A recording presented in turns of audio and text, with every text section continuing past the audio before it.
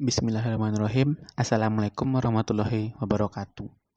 Selamat pagi, selamat siang, atau selamat malam, tergantung waktu kalian nonton podcast episode yang ini. Selamat datang kembali di podcast yang dibuat untuk memenuhi tugas kriminologi kami, yaitu podcast tanpa nama. Nggak kerasa nih, udah episode 2 nih. Gimana podcast kami episode sebelumnya? Menghibur, menambah ilmu kalian, atau malah membosankan? Ya, kalau membosankan kami mohon maaf, soalnya kami baru pemula di dunia perpodcastan ini. Kembali lagi dengan orang yang sama seperti episode sebelumnya. Nggak ada nambah, nggak ada kurang personil. Saya akan memperkenalkan teman-teman saya yang hadir pada saat ini, walaupun ini cuma sebatas formalitas karena orangnya masih sama. Ada saya sendiri, Reza Ananda, yang kembali sebagai MC. Ada juga teman-teman saya, yaitu Haikal Daris Mamindo, Habib Al-Farisi, dan Maulana Abdur Ibrahim. Dalam podcast episode kemarin kan kita membahas hal-hal mengenai violent crime. Membahas tentang bagaimana tingkat kejahatannya, faktor-faktor penyebabnya, bagaimana penanganan dan penegakannya, dan bagaimana cara meminimalisirnya. Nah, sekarang kita akan membahas jenis lain dari kejahatan selain violent crime, yaitu economic crime atau kejahatan ekonomi. Seperti yang dijelaskan dalam podcast episode kemarin nih, kejahatan itu kan terdiri atas beberapa macam. Ada violent crime atau kejahatan dengan kekerasan, ada economic crime atau kejahatan ekonomi, ada crime without victim atau kejahatan tanpa korban. Nah, episode kali ini kita akan fokus dengan economic crime atau kejahatan ekonomi. Saya akan memberikan sedikit penjelasan tentang economic crime. Economic crime atau kejahatan ekonomi adalah suatu tindakan kejahatan yang dilakukan karena atau untuk motif ekonomi. Economic crime ini juga disebut dengan corporate crime atau kejahatan korporasi karena biasanya dilakukan oleh korporasi-korporasi. Economic crime sering disamakan dengan dua jenis kejahatan lain. Pertama yaitu white collar crime. Karena white collar crime dengan economic crime ini sama-sama dilakukan oleh orang-orang profesional. Yang kedua, organized crime. Economic crime dengan organized crime sering disamakan karena sama-sama dilakukan oleh perusahaan yang berdiri untuk tujuan awalnya memang melakukan kejahatan atau berdiri untuk menutupi kejahatan yang dilakukan oleh perusahaan itu. Economic crime sendiri memiliki berbagai bentuk jenis kejahatan. Contohnya ada tindak pidana di jasa keuangan seperti di perbankan, pasar modal, perasuransian. Ada juga tindak pidana pencucian uang atau money laundering, tindak pidana perbajakan yang suka ngerapin pajak nih, tindak pidana kepabeanan. For the record, kepabeanan ini adalah bea cukai, bea masuk, bea keluar. Terus ada tindak pidana lingkungan hidup, terus ada tindak pidana hak kekayaan intelektual atau haki. Kayaknya cukup sampai di sana aja sih penjelasan singkatnya, karena kalau dijelasin lengkap nih sama kayak kuliah kriminologi 2 SKS ini. Kita akan langsung aja ke inti dari podcast ini, yaitu mencoba menjawab beberapa pertanyaan yang berhubungan dengan economic crime. Economic crime sendiri sudah banyak terjadi di Indonesia, seperti kasus penggelapan pajak, korupsi yang terjadi di pemerintahan, pelanggaran bea cukai, praktek pencucian uang yang terjadi di perusahaan, dan masih banyak lagi. Kalau kita bicara soal kejahatan di suatu negara, pasti kita semua akan bertanya, bagaimana tingkat kejahatan economic crime di Indonesia? Nah, teman kita nih, Haikal nih, punya jawaban atas pernyataan itu. Ayo, dijelaskan Terima kasih Haikal. kepada Reza karena sudah menunjuk saya. Saya akan mencoba menjawab dari pertanyaan itu. Saya mengambil data dari beberapa sumber. Sumber pertama berasal dari Badan Pusat Statistik. Data ini merupakan data kejahatan penipuan, penggelapan, korupsi dari tahun 2016 sampai 2020. Pada tahun 2016 ada 49.168 kasus. Pada tahun 2017 ada 47.594 kasus. Pada tahun 2018 ada 43.852 kasus. Pada tahun 2019 ada 39.320 kasus. Dan pada tahun 2020 ada 37.097 kasus.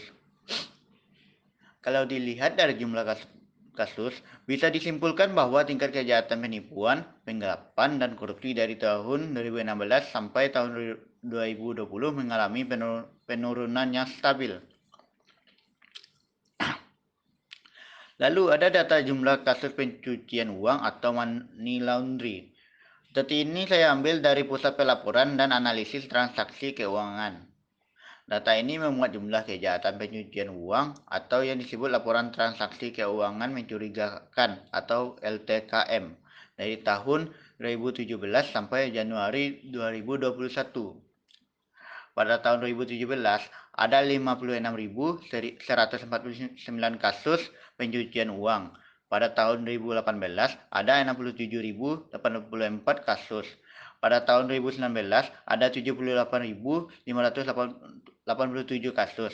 Pada tahun 2020 ada 68.057 kasus. Dan pada Januari 2021 ada 6.081 kasus. Dari data tersebut bisa disimpulkan bahwa kasus pencucian uang mengalami kenaikan sampai tahun 2019 sebagai puncaknya, lalu menurun pada 2020, walaupun penurunannya belum signifikan. Begitulah penjelasan saya mengenai tingkat kejahatan economic crime di Indonesia yang bisa saya jelaskan. Saya kembalikan lagi kepada Reza. Wah, makasih nih sama Haikal yang udah ngejelasin tentang bagaimana tingkat economic crime di Indonesia dengan penjelasan yang penuh data dan angka yang buat kita semua pusing, tapi penjelasannya bermanfaat. Dari penjelasan Haikal tadi, bisa kita tarik kesimpulan bahwa tingkat economic crime di Indonesia masih tinggi. Dengan tingginya tingkat economic crime di Indonesia, pasti kita penasaran, apa sih yang menyebabkan economic crime ini? Seperti kata pepatah, tidak ada asap kalau tidak ada api, tidak ada suatu masalah kalau tidak ada penyebabnya. Nah, untuk itu kita akan minta penjelasan kepada teman kita Abror mengenai apa saja sih faktor-faktor yang menyebabkan economic crime terjadi. Mari kita dengarkan penjelasan dari Abror. Akan menjelaskan mengenai penyebab terjadinya economic crime.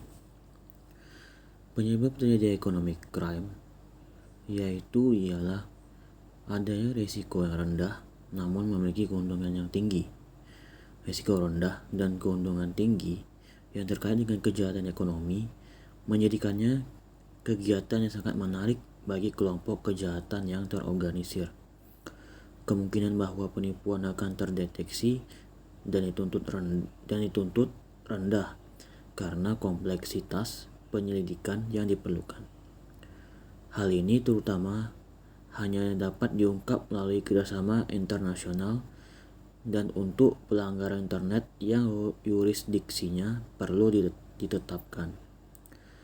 Kelompok kriminal terorganisir yang beroperasi pada tingkat internasional mendapat manfaat dari perbedaan dalam undang-undang nasional, kerentanan individu dan organisasi seperti kurangnya kesadaran dari pihak korban dan persepsi risiko yang rendah oleh kelompok sasaran merupakan salah satu faktor yang memungkinkan terjadinya sebagian besar jenis penipuan dalam kategori economic crime.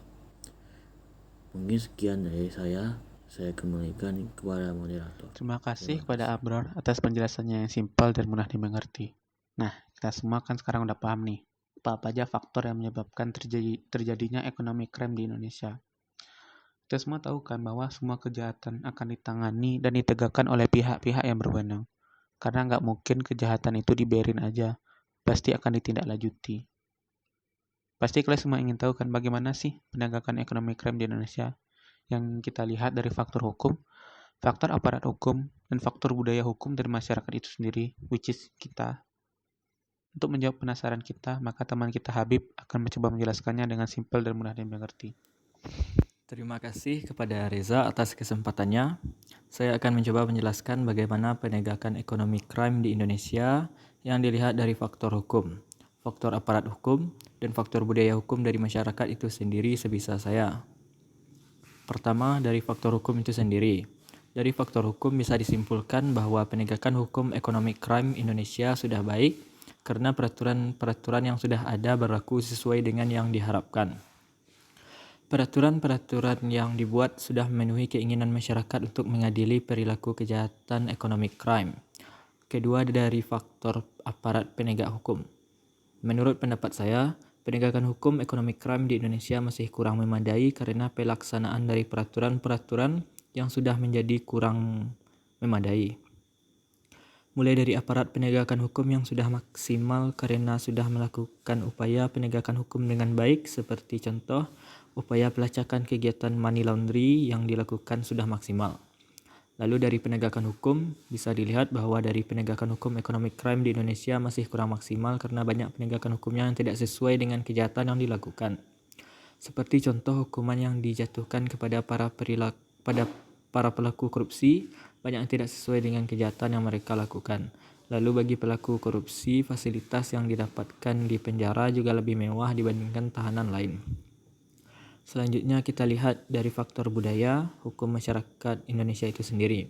Kalau kita lihat dari budaya hukum masyarakat kita, bisa disimpulkan budaya hukum masyarakat kita sudah baik-baik saja walaupun masih belum sempurna. Masyarakat kita sudah mau dan bisa bekerja sama dengan aparat penegak hukum untuk memberantas economic crime. Namun, kurangnya masyarakat masih mengikut sertakan emosi dalam upaya penegakan hukum economic crime. Sekian penjelasan dari saya kembalikan pada Reza. Terima kasih kepada Habib atas penjelasannya. Nah, kita sekarang tahu kan gimana penegakan hukum economic crime di Indonesia.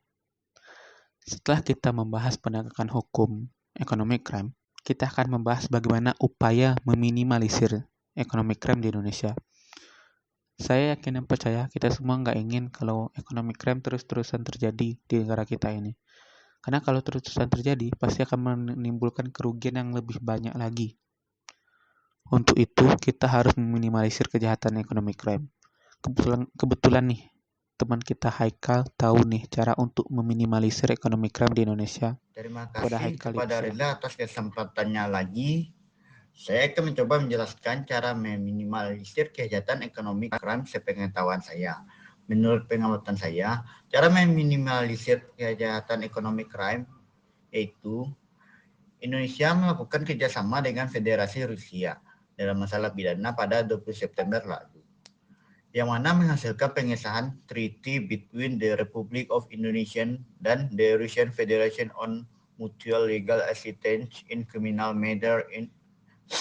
Ini merupakan wujud kerjasama internasional yang ditempuh Indonesia untuk mencegah dan memberantas tindak pidana. Perjanjian serupa sudah lebih dahulu ditengah dengan beberapa negara lain. Kerjasama semacam ini di tengah kompleksitas dan jangkauan tindak pidana merupakan keniscayaan. Acap kali tindak pidana yang berkaitan dengan ekonomi bersifat lintas negara. Kejahatan dilakukan di suatu negara oleh warga negara asing, dan hasil kejahatannya dicuci di negara ketiga. Atau seorang warga negara asing melakukan kejahatan di negaranya lalu kabur ke Indonesia. Dalam sistem peradilan pidana di Indonesia, tindak pidana ekonomi dapat dicegah dan diberantas melalui dukungan regulasi dan aparat yang baik. Setidaknya ada 3 amunisi yang dapat dipergunakan. Pertama, menggunakan instrumen kejahatan korporasi. Sejumlah peraturan perundang-undangan kini mengatur kejahatan korporasi yang ditindaklanjuti pada regulasi teknis. Komisi Pemberantasan Korupsi atau KPK juga sudah menetapkan beberapa perusahaan atau korporasi sebagai tersangka tindak pidana korupsi.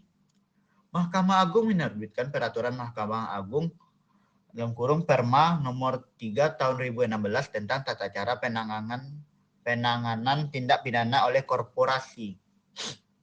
Kedua, aparat penegak hukum menggunakan instrumen tindak pidana pencucian uang sebagaimana diatur dalam Undang-Undang Nomor 8 Tahun 2010 tentang pencegahan dan pemberantasan tindak pidana pencucian uang. Tindak pidana pencucian uang tidak hanya mengancam stabilitas perekonomian dan integritas sistem keuangan, tetapi juga dapat membahayakan sendiri kehidupan bermasyarakat, berbangsa, dan bernegara. Dalam kasus tertentu, jelas aparat penegak hukum dapat menggunakan dakwaan kumulatif tindak pidana korupsi dan pencucian uang sekaligus. Cuma dosen Fakultas Hukum Universitas Trisakti itu meminta agar aparat penegak hukum berhati-hati agar mekanisme dakwaan kumulatif benar-benar berhasil. Aparat penegak hukum telah diundangkan rumusan pasal 69 Undang-Undang TPPU tersebut menyatakan untuk dapat dilakukan penyidikan, penuntutan, dan pemeriksaan di sidang pengadilan. Terhadap tindak pidana pencucian uang tidak wajib dibuktikan terlebih dahulu tindak pidana asalnya. Amunisi ketiga adalah aset recovery.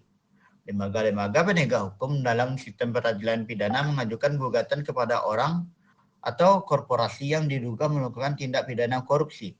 Tujuannya adalah mengembalikan aset negara. Paradigma ini berkaitan dengan pasal 19 Undang-Undang Nomor 31 Tahun 1969 tentang pemberantasan tindak pidana korupsi, sebagaimana diubah dengan Undang-Undang Nomor 20 Tahun 2001. Salah satu masalah yang sering timbul adalah penyitaan aset pada pihak ketiga yang beretikat baik. Sekian yang bisa saya sampaikan. Saya kembalikan lagi kepada Reza. Terima kasih kepada Haikal atas penjelasannya. Udah nggak kerasa aja nih, kita udah ada di penghujung podcast untuk episode kali ini. Gimana teman-teman, udah nambah lagi kan ilmunya? Kemana kita membahas tentang violent crime, sekarang kita membahas tentang economic crime. Saya mewakili teman-teman saya yang ada, ingin mengucapkan terima kasih atas perhatian teman-teman semua yang mau ngedengerin podcast yang dibuat oleh kami yang pemula ini. Dan juga kami ingin minta maaf apabila kalau ada salah atau kurang.